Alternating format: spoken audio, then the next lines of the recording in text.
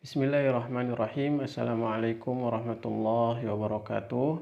Alhamdulillah, Allah Subhanahu wa Ta'ala masih memberikan kita semuanya kesempatan untuk bisa kembali belajar melalui channel Ngadaras Nularas. Sudah hampir 2 bulan ya, channel ini tidak mengupload video karena beberapa hal. Alhamdulillah hari ini bisa upload kembali. Dan untuk materi di kesempatan kali ini saya akan mencoba untuk atau kita semuanya akan sama-sama mempelajari apa saja hukum tajwid apa saja yang terkandung di dalam surat An-Nas yang mungkin sering kita baca di dalam salat kita ya. Baik, kita mulai. Saya akan membaca terlebih dahulu dari awal hingga akhir surat. A'udzu billahi minasy syaithanir rajim.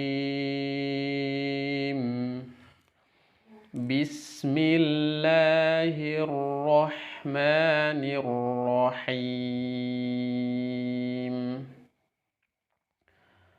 Qul a'udzu birabbin nas, malikin nas, ilahin nas, min syarril waswasil khannas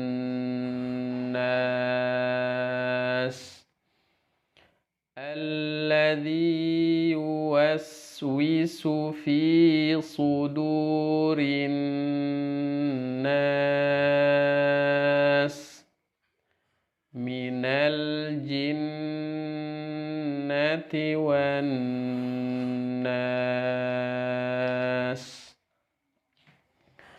Oke. Di ayat pertama kul, dhammah di qaf ini harus terbaca atau terucap dengan sempurna ke huruf vokal u. Jadi si posisi mulut manyun ku dan posisi mulut kembali normal ketika memasuki huruf lam sukun. Kul seperti itu. Kemudian pengucapan lam sukun tidak boleh terputus sebelum hamzahnya terucap. Contoh, kul terputus baru a, itu merupakan kesalahan. Jadi harus nyambung. Sebelum hamzahnya terucap, lam sukunnya harus nyambung, mengalir, tawasut. Qul a, seperti itu, tidak boleh qul a, nggak boleh. Lanjut, a'udzu, ada hamzah dan ada ain. Ini dua huruf yang berbeda dari segi makhraj maupun sifatnya. Ada a, ada au,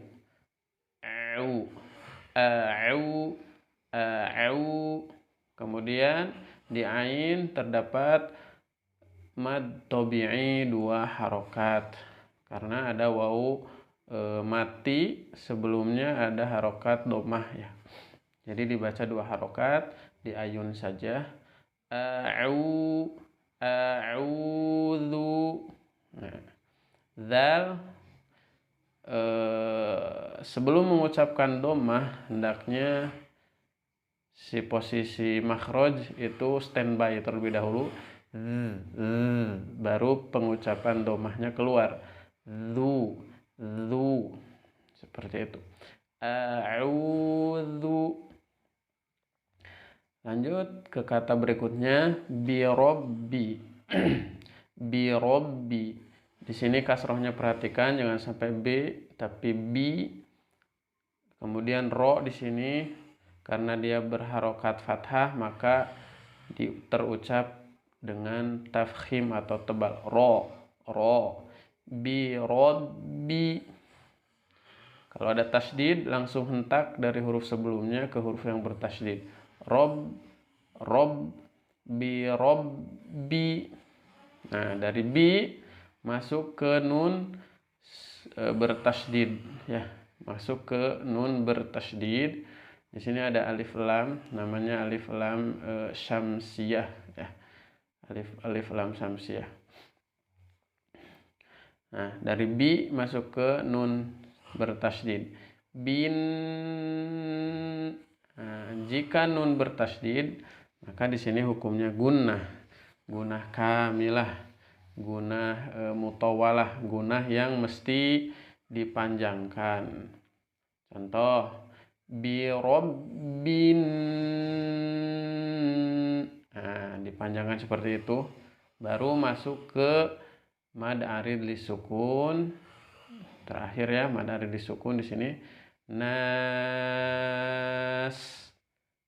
Mad arid lisukun kaidahnya huruf mad, yang ini huruf mad alif sukun sebelumnya fathah bertemu dengan huruf yang disukunkan karena wakof. Huruf sin ini kalau kita wakof, kalau berhenti maka sukun.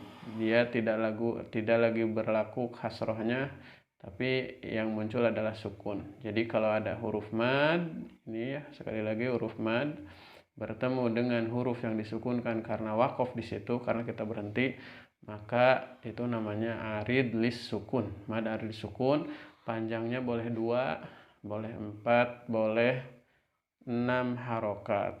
Di sini kita baca 6 harokat. Sekali lagi nun tasydid di sini dikasih tempo yang lama, yang panjang. Bi rabbin nas. Jadi setelah cukup tempo nun tasydidnya baru masuk ke mad arid sukunnya. Qul a'udzu bi rabbin nas. Oke, lanjut ke ayat kedua. Malikin.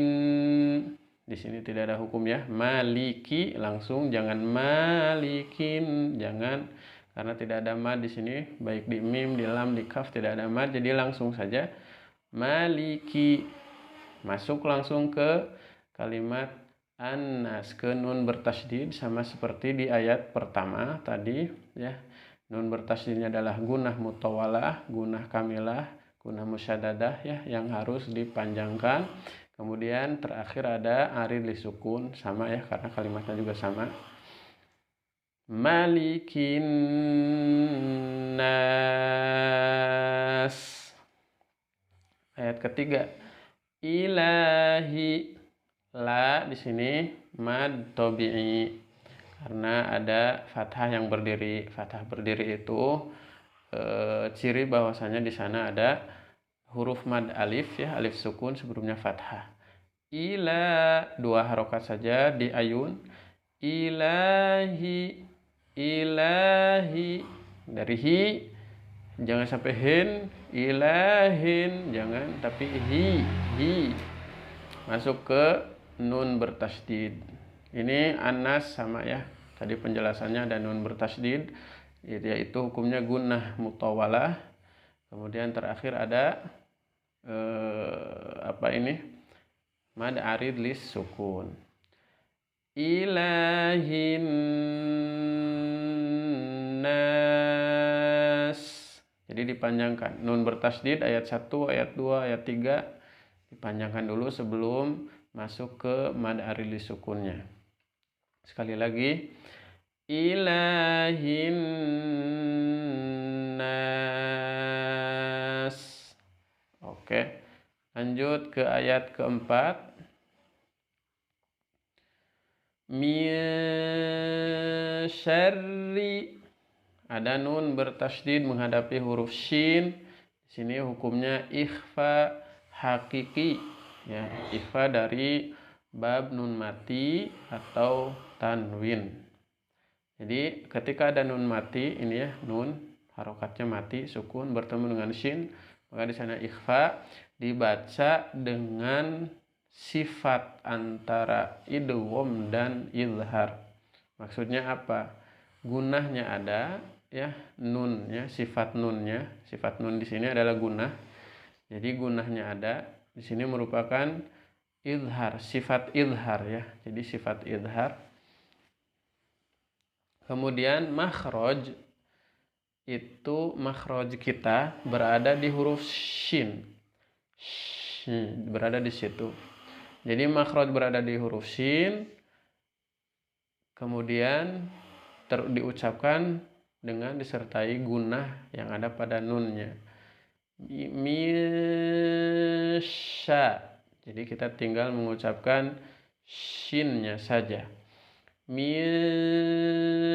Nah, seperti itu. Jadi bukan ming ya. Bukan ming ke eng, bukan. Jadi cara pengucapan ikhfa itu makhraj ya, makhrijul huruf atau alat ucap kita berada di huruf ikhfanya, berada di alat ucap atau di makhraj huruf ikhfanya. Kalau di sini shin berarti mulut kita atau alat ucap kita berada di sudah bersiap-siap mengucapkan shin lah gitu intinya. Namun hati-hati, harus disertakan, harus dimunculkan juga sifat nun yaitu dengung, gunah. Misya.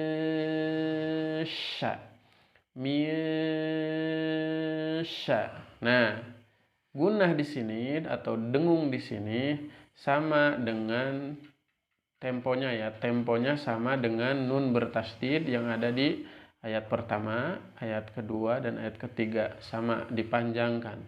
Contoh, misyarri. Nah, jangan sampai gini. Misyarril, tidak boleh. Misyarril, tapi harus dilamakan. Misyarri. Oke, lanjut. Ada ro bertasydid. Ro bertasydid, kalau kita perhatikan harokatnya adalah kasroh. Berarti bunyi dari ro ini, bunyi dari ro di sini itu tarkik atau tipis ya. Kalau tadi di ayat pertama tebal robbi, kalau di sini tipis syarri. Jadi ketika masuk ke tasydid itu posisi mulut kita seperti mengucapkan ro, seperti pengucapan tasydid ya. Jadi si dagu berada di bawah posisinya. Syar, nah langsung si dagu ke bawah. Syar, jangan gini. Syar, jangan. Syarril, nggak boleh. Tapi tipiskan syarri, tipiskan dengan posisi dagu di bawah. Syarri, seperti itu. Masuk ke lam sukun, di sini ada lam alif komariah. Ya, lam alif komariah, alif lam komariah, alif lam komariah. Nah, jelas ya. Jangan terputus, sekali lagi kalau ada lam sukun, suaranya jangan terputus sebelum huruf setelahnya terucap gitu. Syarril was, jangan gini. Syarril was, jangan. Jadi ada bainiyah, ada sifat tawasud di huruf lam ini. Jadi jangan disyiddahkan. Syarril was, jangan. Was masuk ke sin sukun, ini ada hamas, jadi alirkan nafas, juga rikhawahnya, suaranya mengalir. Waswa.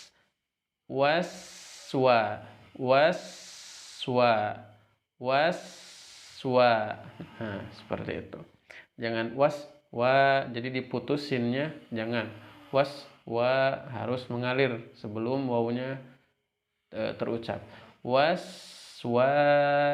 Nah, al-waswa, ada mad tabi'i ya, alif sukun sebelumnya fathah, 2 harokat.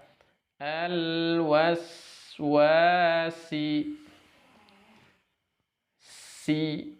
dari si masuk ke alif lam komariah juga.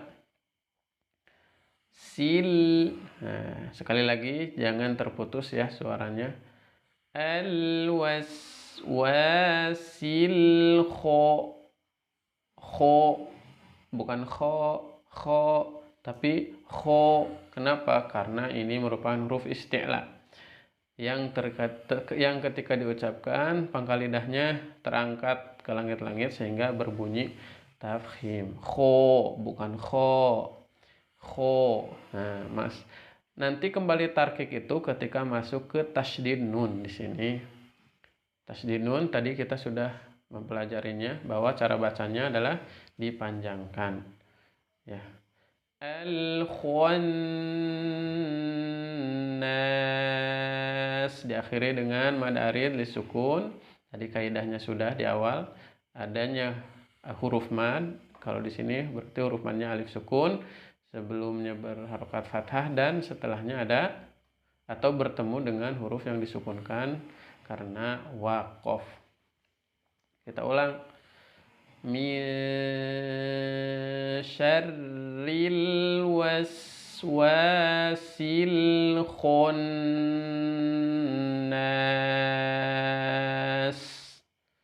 Oke. Ayat berikutnya, ayat kelima. Alladzi, ada alif lam syamsiah. Alladzi, ada mad tabi'i. Huruf ya bertemu dengan huruf ya sebelumnya berharokat, ya sukun sebelumnya berharokat kasroh. Mad tabi'i dibaca 2 harokat. Alladzi yuwaswisu, sin sukun sekali lagi, tidak boleh terputus tapi dialirkan nafas serta suaranya. Yuwaswisu, yuwaswisu fi, ada mad tabi'i, ya sukun sebelumnya kasroh. Su, nah bukan su tapi su. Ini memiliki sifat itbaq. Ya, sod, tebal, sangat tebal, memiliki sifat itbaq. Su. Nah, baru di sini tipis. Du, sudu,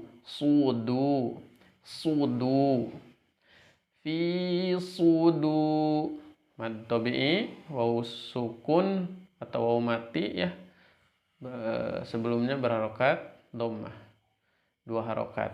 Suduri, fi suduri. Masuk ke nun bertasydid. Ini kalimat annas. Tadi penjelasannya sudah. Ada ayat 1, ayat 2, 3. Kita ulang.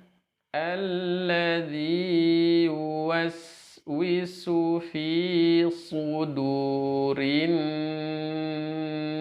nas. Yang terakhir, minal jin, nal. Oke, lam sukun, alif lam komariah. Jangan diputus lamnya, jangan dibaca dengan hentakan yang kuat. Minal jin nggak boleh, tapi minal jin, nun bertasydid kembali. Ingat cara bacanya dipanjangkan. Minal jinnati wan. Nah, kalimat annas lagi. Kembali lagi bertemu dengan nun bertasydid. Wan nas, minal jinnati wan nas. Nah, baik. Seperti itu cara membaca surat An-Nas ya. Berikut dengan hukum-hukum tajwidnya. Jadi yang paling pokok di sini adalah pertama cara membaca nun bertasydid, yaitu tadi dengan memanjangkan suaranya. Kemudian ikhfa hakiki, nun mati bertemu shin, juga dipanjangkan gunnahnya. Kemudian ro bertasydid di sini karena dia berbaris kasroh, maka dia tarkik bunyinya. Kemudian huruf-huruf tebal seperti kho, su, ini mesti diperhatikan. Baik, itu saja yang bisa saya sampaikan pada video kali ini. Mudah-mudahan bermanfaat dan silakan berlatih di rumah masing-masing dari apa yang sudah dipelajari di video ini. Jangan lupa untuk like, comment, dan subscribe ya, didukung channelnya supaya memberikan banyak manfaat kepada yang lainnya. Kita tutup saja dengan doa. Subhanakallahumma bihamdika asyhadu an la ilaha illa anta astaghfiruka wa atubu ilaik. Assalamualaikum warahmatullahi wabarakatuh.